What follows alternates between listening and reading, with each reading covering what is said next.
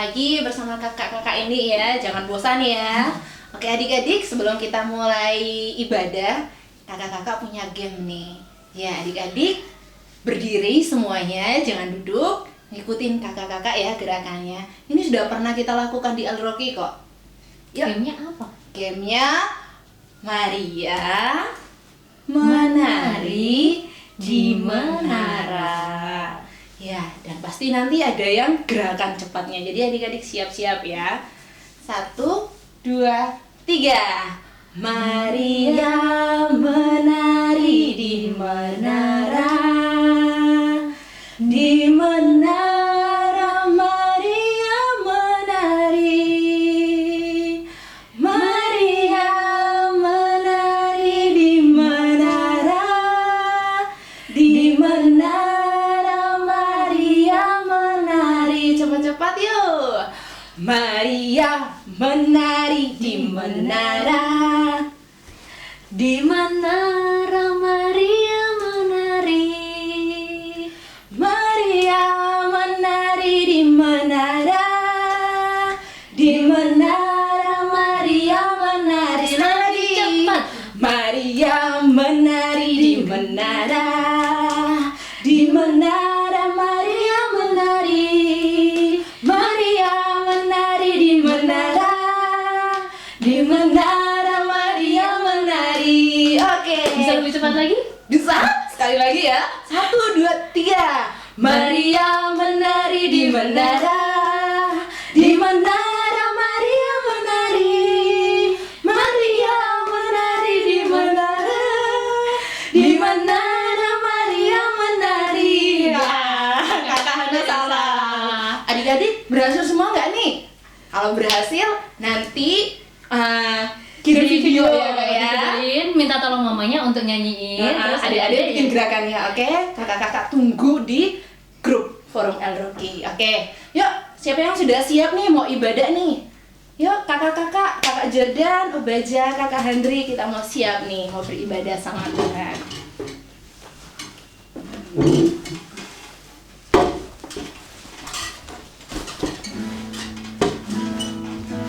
Yuk, mari kita nyanyi Tanganku Ada Dua.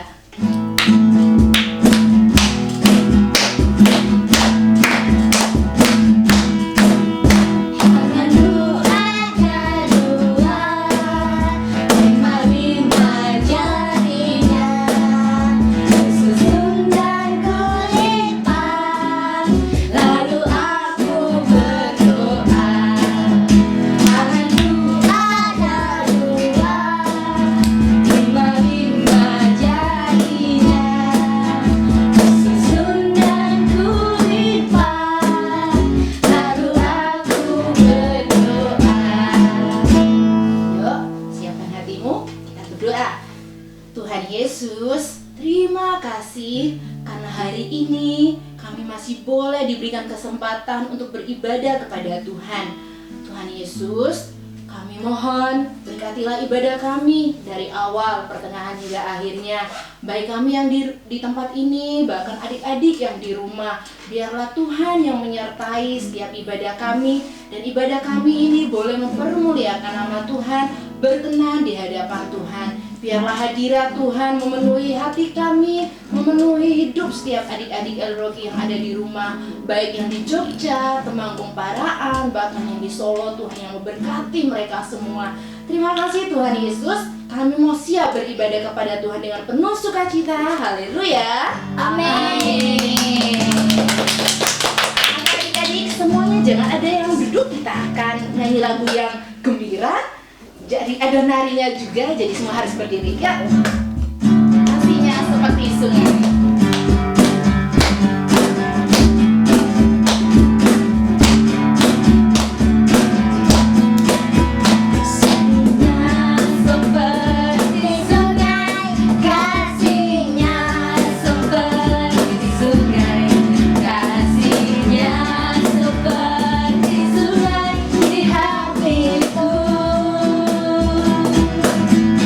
Mana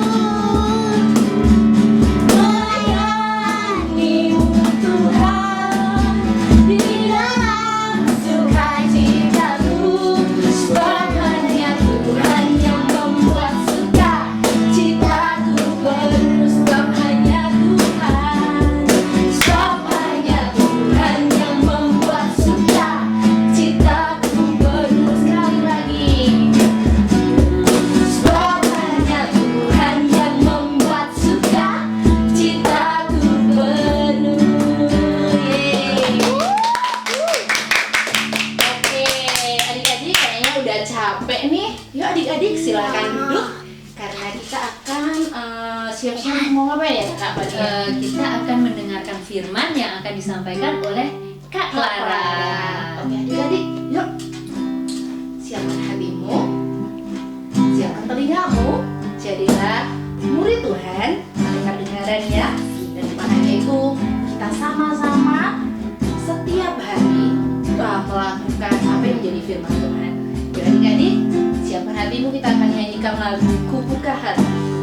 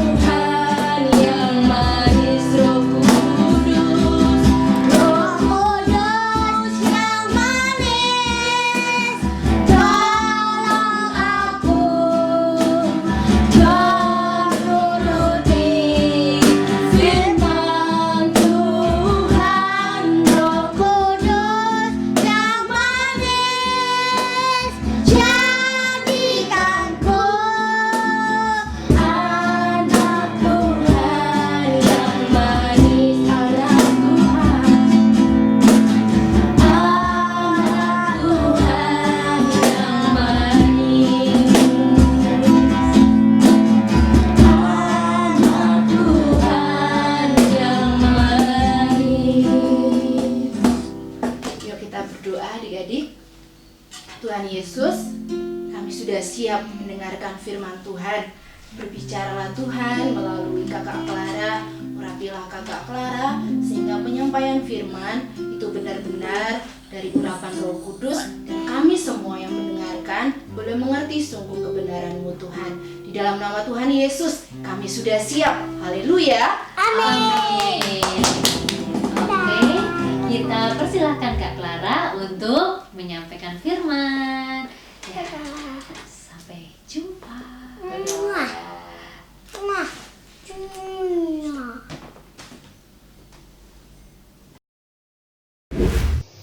Halo adik-adik Rocky, ketemu lagi dengan Kak Clara, dan minggu ini ini kita masih membahas tentang lahir baru. Bicara tentang lahir baru itu artinya kita benar-benar meninggalkan hidup yang lama dan berbalik 180 derajat untuk hidup baru yang berkenan di mata Allah. Kalau dari buku tanpa kata kemarin yang kakak pernah bahas, nah kita mulai dari apa? Percaya, ya. Warna putih kemarin kita ngapain ya? Ya, kita berdoa. Berdoa tentang apa? Ya, kita berdoa untuk menerima Yesus Kristus sebagai Tuhan dan Juru Selamat kita. Itu artinya kita percaya bahwa dosa-dosa kita yang pernah kita lakukan sudah ditebus oleh Tuhan Yesus. Nah, karena kemarin apa? Karena sebenarnya semua manusia itu hidup dalam dosa. Semua manusia jatuh dalam dosa. Tapi karena Allah yang penuh kasih mengirimkan siapa? Pribadi siapa? Pribadi Yesus Kristus. Untuk apa? Betul sekali, untuk menebus dosa-dosa kita. Ya, Tuhan Yesus Kristus menebus dosa-dosa kita dengan darahnya yang tercurah di kayu salib. Ya, sungguh besar sekali anugerah yang sudah Tuhan berikan kepada kita. Oleh karenanya, kemarin supaya hati kita putih, kemarin kita sudah apa? Ya, kita sudah berdoa untuk menerima Yesus sebagai Tuhan dan Juru Selamat kita. Betul sekali adik-adik. Kemudian kita setelah kita percaya bahwa Tuhan sudah menebus dosa kita, kita bertobat adik-adik. Kita juga kemarin sudah berdoa apa? Berdoa minta ampun sama Tuhan Yesus. Kita minta pengampunan atas segala dosa dan kesalahan yang sudah kita lakukan. Nah, kakak percaya adik-adik di rumah juga kemarin sudah berdoa ya sama mama papa ya. Nah, adik-adik, kakak punya video nih buat kalian. Disimak baik-baik ya.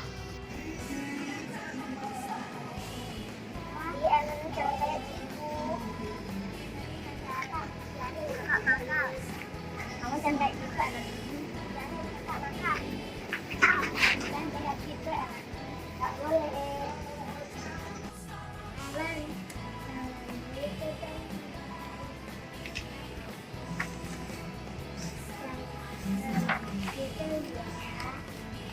Benar apa yang dikatakan kakak Chris. Aku sepertinya sudah bersalah. Aku menyesal. Ya Tuhan, ampuni aku. Aku mau meminta maaf pada kakak Ita dan tidak ingin mengulanginya lagi.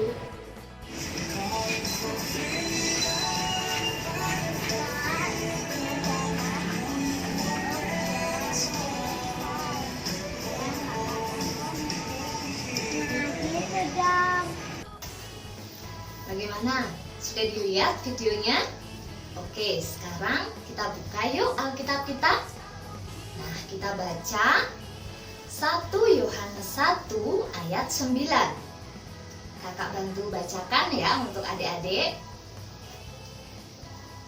Jika kita mengaku dosa kita, maka Ia adalah setia dan adil, sehingga Ia akan mengampuni segala dosa kita dan menyucikan kita dari segala kejahatan.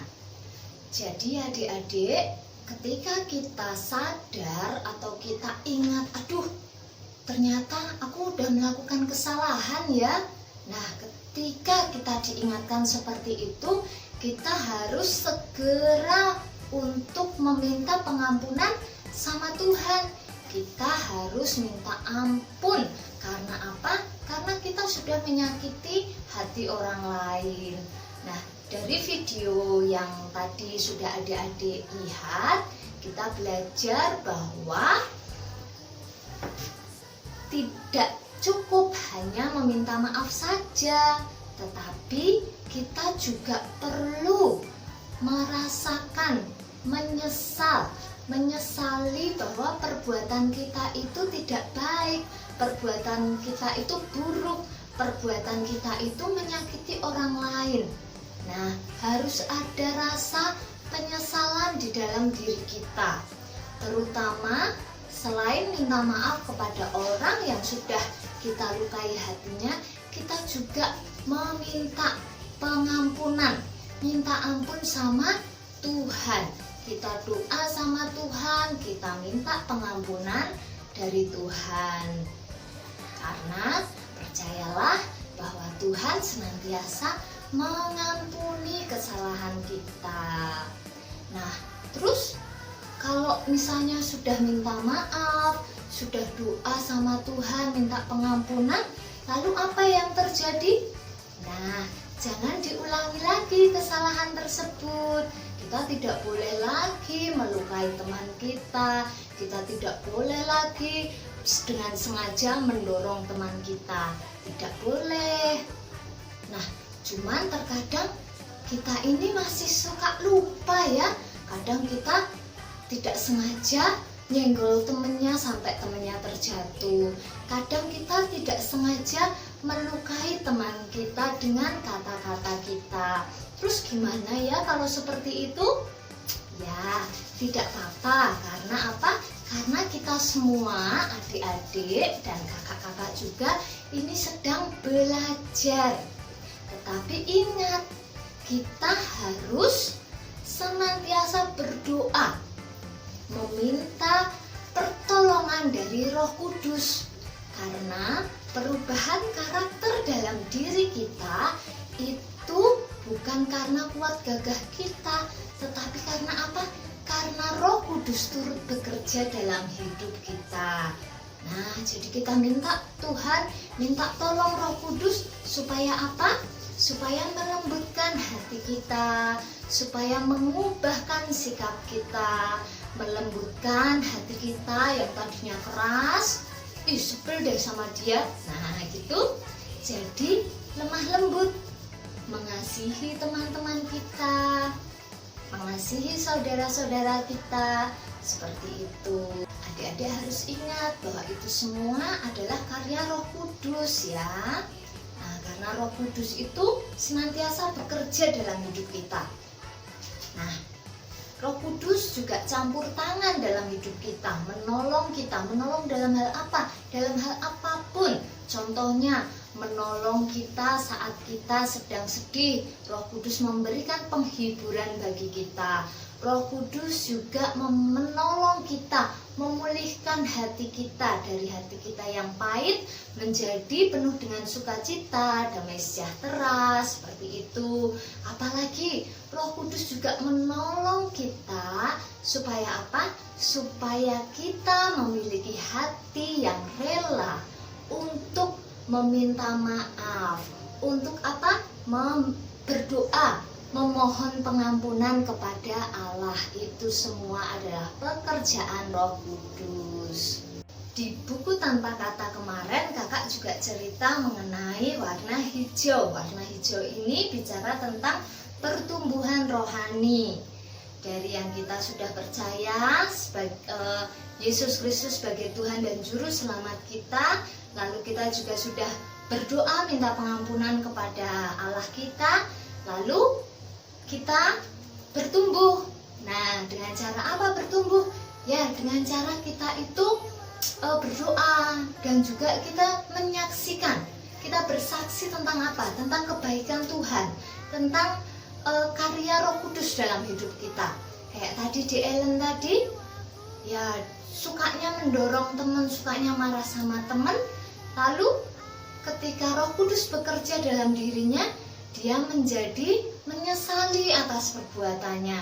Nah, Roh Kudus bekerja dalam diri di Ellen supaya apa? Di Ellen sadar akan kesalahannya, lalu di Ellen meminta maaf kepada kakaknya.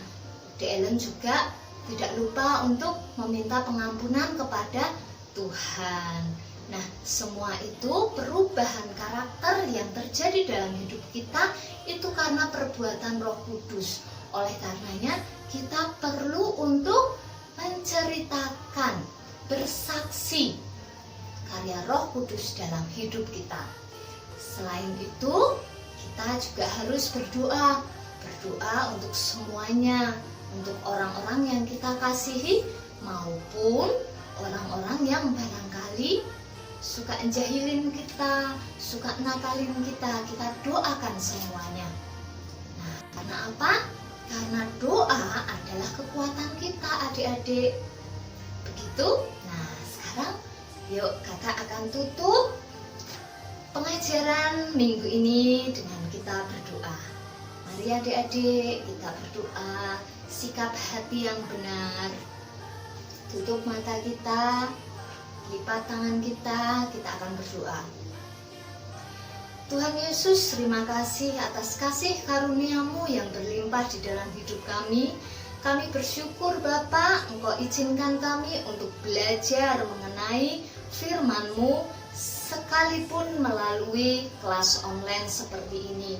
Tuhan, biarlah Engkau memberikan kekuatan bagi kami dan juga anak-anak kami supaya kami tetap dalam keadaan yang sehat sesehat-sehatnya, kuat sekuat-kuatnya.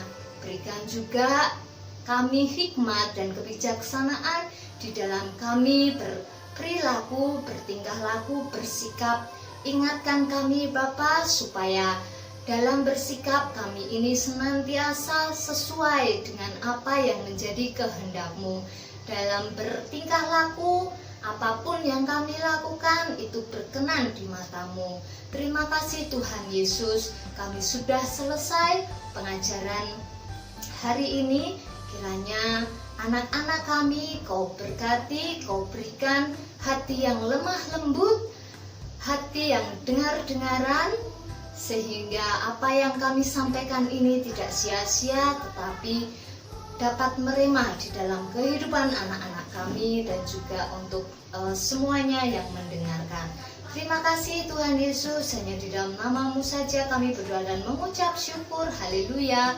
Amin. Oke adik-adik, sampai jumpa minggu depan. Tuhan Yesus memberkati. Bye-bye.